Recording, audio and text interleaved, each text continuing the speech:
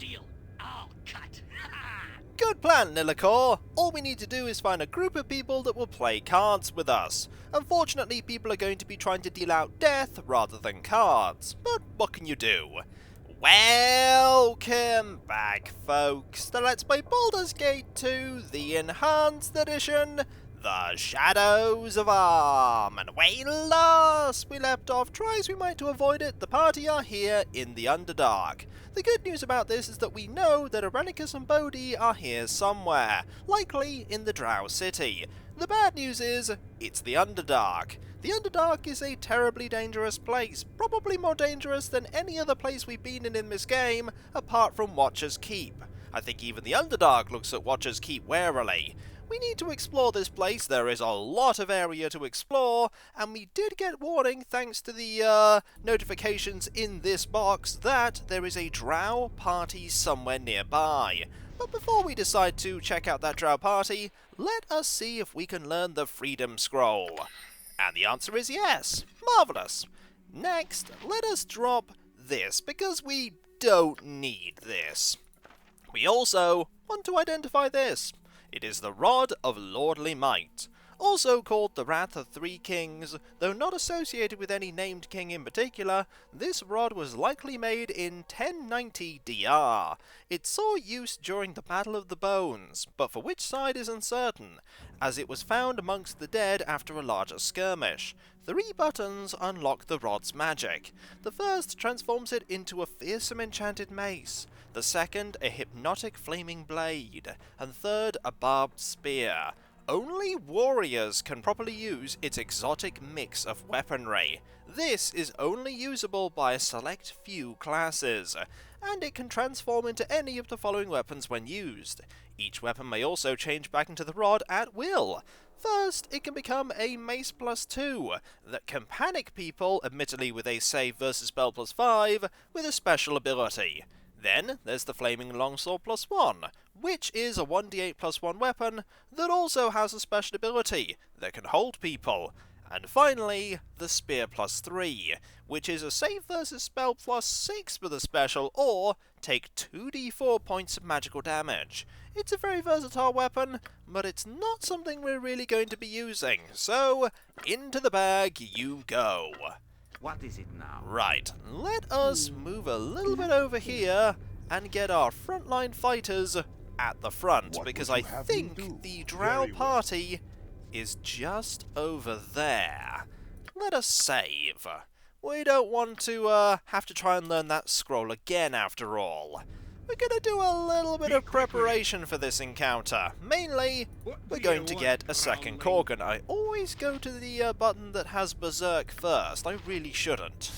There we go. We have a second Korgan. And now we are going to haste the Korgan. Brilliant. And then we will have Berserk here, Berserk here, and then we will go and face the Drow. We're going to send our frontline fighters in first, but we might as well just rush in like this. There they are. We have a Drow Priestess, a Drow Priestess, a Drow Priestess, a Drow, and a Drow. Now what we want to do is send you to defeat that Drow Priestess, you to defeat that Drow Priestess, you to defeat that Drow Priestess, and we're going to send Dawn to help defeat that Drow Priestess. We're going to very quickly rush forward, and we're going to try and use a Chain Lightning. What's going to make this difficult is that Drow have innate magic resistance. They have pretty much a 50-50 chance of negating all that we're going to try.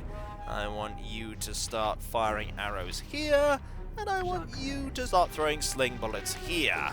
Hopefully we can deal with some of these people quickly, like that Drow.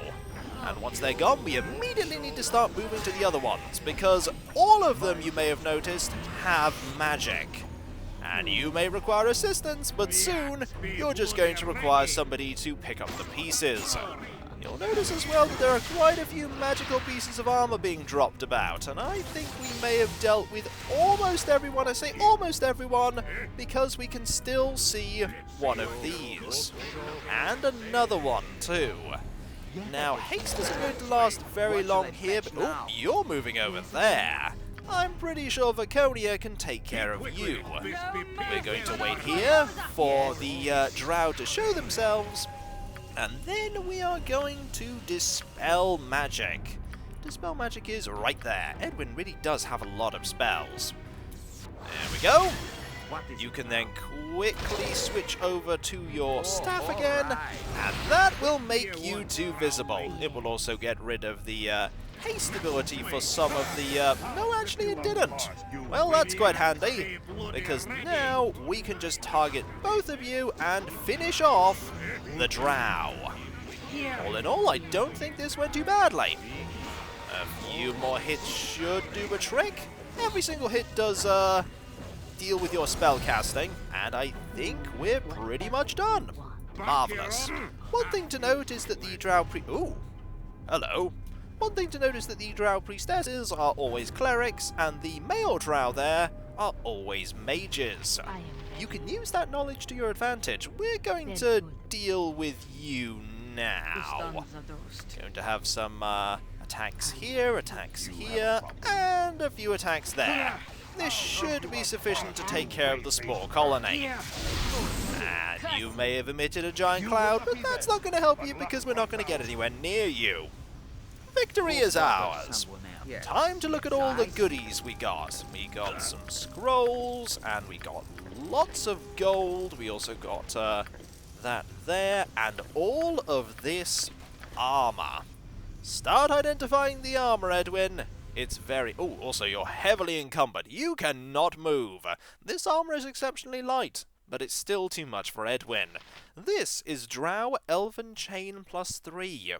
The delicate yet sturdy craftsmanship of the elven races allows them to design many beautiful yet utilitarian goods. Among these is elven chainmail, which is so finely wrought that it can be worn under normal clothing without revealing its presence. This and its lightness allows it to be worn by thieves and fighter mages with few restrictions. This item, like most Drow equipment, is crafted using adamantine, an alloy of adamantite that quickly turns to dust if removed from the Underdark. Keep this in mind. This magical Drow chainmail gives the wearer a bonus of 5% to magic resistance and takes 1 off of the speed factor of all spells cast by the wearer of the armor. It also is armor class 2, which is really impressive.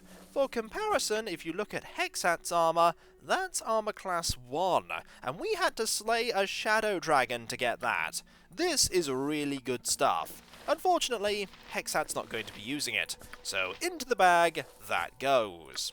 This is what we're more concerned about, though. Full plate armor is the best armor a warrior can buy, both in appearance and protection. The perfectly fitted interlocking plates are specially angled to deflect arrows and blows, and the entire suit is carefully adorned with rich engraving and embossed detail. This Drow armor will dissolve to dust if removed from the Underdark. Armor class -4. That is absurdly powerful. If you compare it to Terry's armor, that's armor class -1. With this, Terry has armor class -9, which is just absurd. And we're certainly going to be wearing this. The fire resistance is nice, but I'm definitely going to take armor class -9 whenever I can get it. Have you nothing else to Let's do hope we but can get bother me? another suit of that armor at some point. That would be kind of nice, but unfortunately, all the other suits of armor we got there are suits of plate mail. But what can you do? We also got a protection from fire scroll. Quite handy. Into the bag you go, into the bag you go, and into the bag you go. I don't think putting the armor into the bags of holding will protect it from the sun. They will turn to dust as soon as we leave. But for now, we have some truly powerful equipment. Let's see if we can find more. There doesn't appear to be anything else here, except this pathway. That loops back round to here. That's fine. Now, let us... I know, you didn't get a suit of that armor. What can you do? Let's go over here. Kith! Uldalgas od flus lenden! Ogd! Ogd! Looks like we can't understand what this Kuatoan leader is saying. Let's see if we can convey that we mean no harm. Hello, I seek passage through this realm of yours. Plogdo Githdal Sao Gosath Guitar! This isn't going to end well, is it? What gave you that idea? Sikath da Gosdala Ogd Dasa! Nope! It's not going to end well at all. Time for combat, and quite a bit of combat too. Fortunately, we have lots of ranged weaponry that we can use to take out this leader. The leader is pretty good with that crossbow, but we're much better with our ranged weapons. And you're gone? Marvellous. You're going to switch to that, and we're going to move a little bit further forward because there are more of them. Here is a monitor, and there is a warrior. The monitors are extremely fast. And I think I saw another one there. That's okay, well, yep, we definitely saw another one because we're rushing forward to engage. Let us, oh, that one is a wizard. Good to know. We'll deal with the wizard quickly. For now, I think it's time for more haste. We don't have any time limit per se, so we can explore at our leisure and obliterate these Kuatoa. The Kuatoa certainly made a mistake when they decided to attack us. They should have just let us pass. Oh, that they should have. Let's just cross over the bridge and see what we can find. The answer is a lot of Kuatoa. That might have been a big mistake. Oh, that was probably a big mistake. But we can deal with this, I'm sure. A chain lightning will certainly help. There we go. And we'll just, let's get rid of the casters first, shall we? That's one wizard. I imagine there is another caster somewhere. There is a monitor. If we press tab here, we just see absolutely loads of things. Nothing really clear. You just split up and have fun obliterating everything. And ooh, there was a flame strike from somewhere. That's okay. Ah, from you. You're a priest. Right, change target. Deal with the priest first. And then the warrior. And I think that's pretty much it. Marvellous. Time for you to loot and see what you can find. Here is a scroll of Tensor's transformation. Pretty handy. And quite a lot of bolts, as well as a magic scroll. Over here, I imagine, will be even more bolts. Yep. And a little more gold, even more bolts, and even more bolts. At least the bolts are all magical, just in case you needed magic bolts. Now we'll grab all of the jewelry, because we can sell that at some point. My, you go fast. And in the bag you go. 1, 2, 3, 4, 5, 6, and 7. As for all of this, Kuatoan bolts. This slender bolt is coated with a special poison developed by Kuatoan alchemists. A target hit by this bolt must make a saving throw versus spell, or be stunned for 4 rounds. That's pretty good. We'll have to get you equipped with some of these.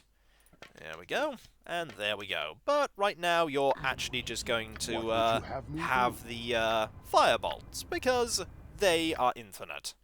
What else do we have that we could look at? This, a protection from cold scroll. Not bad. Mind your tone. Now let's keep looking around here. Okay, that goes to somewhere. The southern tunnels. We don't want to leave this area right now. This area is the place we really need to be. And this is the eastern tunnels. We don't want to go that way either. Let's go back to the pile of Kuatoans here and rest up. We've explored nearly half the map, but there's still a lot more to see. Marvellous. Nothing to it. Let's walk around and Can we go kill something now? We're going to Lillicor, don't worry. We'll go over to here. It's nice that Corgan and Terry are always the first people to get to a combat situation. They're the ones best suited to handle themselves. A shimmering portal reveals a twisted landscape obscured by large shadow-like forms. This does not surprise me. That is another one of the portals that the wizard is working on. So we can't really go anywhere else here, so let's go this way instead and see what we can find. And this is when Terry gets stuck behind everyone else and is one of the last people to turn up to this location. Ooh, more Spore Colonies and a Myconid King. Right, let us start using our ranged weapons here. Guides my hand. Let's see what that did. That did absolutely nothing. The Myconid King is coming closer. We will now attack. Myconid King really doesn't stand much of a chance, but we do want to back up here because we don't want to be in that cloud. We will deal with, oh, you have been confused. That is unfortunate. Very unfortunate, but we can deal with that. Just stay there, Dawn. At least you're armed with the crossbow. The crossbow isn't going to do very much right now. Dawn has decided that he wants to go off on an adventure. That's fine, you can do that. Just stay over there. We'll eventually deal with the final Spore Colony. We'll deal with this Myconid. Oh, you're starting to shoot. That's pretty bad. Please don't do that. Please don't do that. Better. I think you've stopped. Yep, you've stopped. Marvellous. I can do that. Let's go over here and start shooting at this colony. That colony there. Right, we need to inch forward to be able to do that because there isn't that much ground here that isn't covered by the gas. You're not doing so well. You're injured. That's more gas. That then gets more Myconids out and about. And we can send Korgan to defend against the Myconids. That cloud is gone. There's another Myconid, and the colony is no more. And Dawn is back. Excellent. We can mop up these. Actually, Korgan can just mop up these. Why not? They're not that tricky. A few more hits. There we go. The amount of damage that Korgan is taking is kind of paltry. But we should never underestimate something like a Spore Colony. They can be very dangerous. There are what looks like stairs, but I don't think they actually are. They might actually be stairs now that I'm looking at it. And loads of area here we can explore, as well as a pathway there. We might go back to that pathway. Let's explore this way. Over here, that leads to... Ooh! There's an area here that we could potentially go to, just not from here.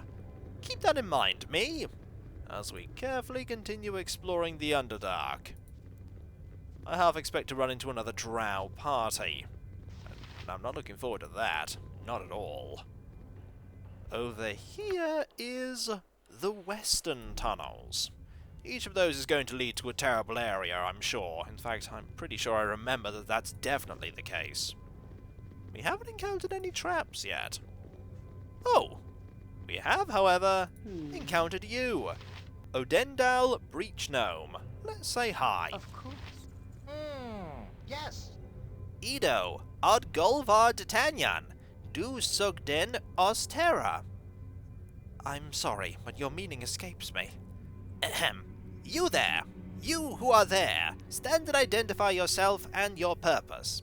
Terry Coleman, and I'm not here to cause trouble. I come in peace, as they say. You are not a resident of this place, are you? Strangers from above, then. Come here you should not, though useful you may be. You may enter, but on your best behavior be. Go and speak to a lord of our fair granite home. He will see to your well-being. And know this, I see the darkness you travel with. Friends of the Drow we are not, but we will tolerate her here for now. Respect our peace. There are few Drow that come this way peacefully. Don't worry, we're not going to cause any trouble.